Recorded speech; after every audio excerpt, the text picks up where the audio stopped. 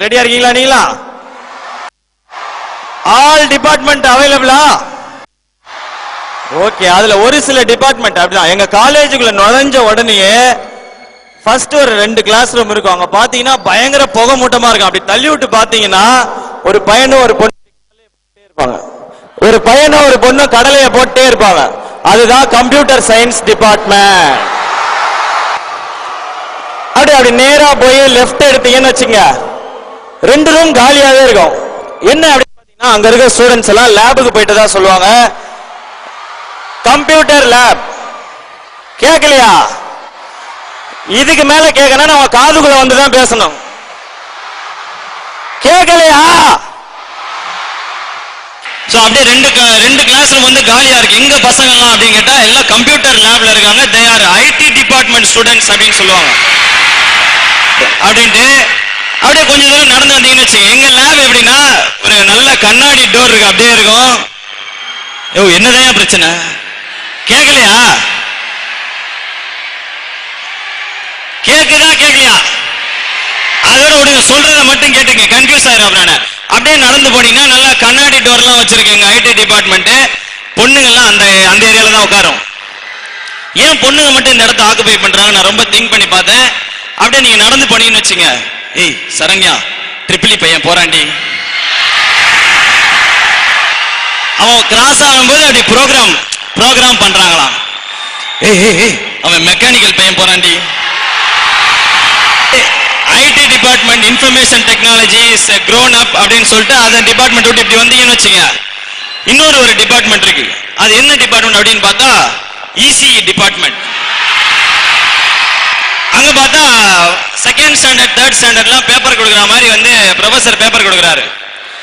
Muthulakshmi 98 out of 100, உனக்கு ஒரு சொம்பு.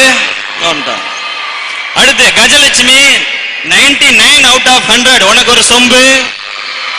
அடுத்து லட்சுமி பிரியா 110 out of 100, உனக்கு ஒரு குடம் தரோம் அப்படின்னு வாங்கிட்டு போகணும். சரி, இந்த டிபார்ட்மெண்ட்லாம் எப்படி இருக்கு? இன்னொரு டிபார்ட்மெண்ட் கொஞ்சம் டிஸ்டன்ஸ்ல இருக்கும், அதுதான் எங்களுடைய மெக்கானிக்கல் டிபார்ட்மெண்ட். நடக்குதுன்னு உங்களுக்கு சொல்றேன். எங்க காலேஜ்ல தயவுசெய்து புரிஞ்சுக்க, வீட்டுக்கு பத்திரமா போகணும். எங்க காலேஜ்ல அங்க பாத்தீங்கன்னா ஃபுல்லா ஒன்லி பசங்க, நோ கேர்ள்ஸ். ப்ரொஃபசர் வந்து நடத்திட்டு இருப்பாரு. தி தெர்மோடைனமிக்ஸ் அப்படின்னு சொல்லிட்டு இருக்கும்போது இங்க பசங்களாம் அப்படியே வாசலே அப்படி பாப்பானுங்க. 2 பொண்ணு போயிட்டு இருக்கோம். Listen to the class thermodynamics. இப்ப இந்த பக்கம் இன்னும் 2 பொண்ணுங்க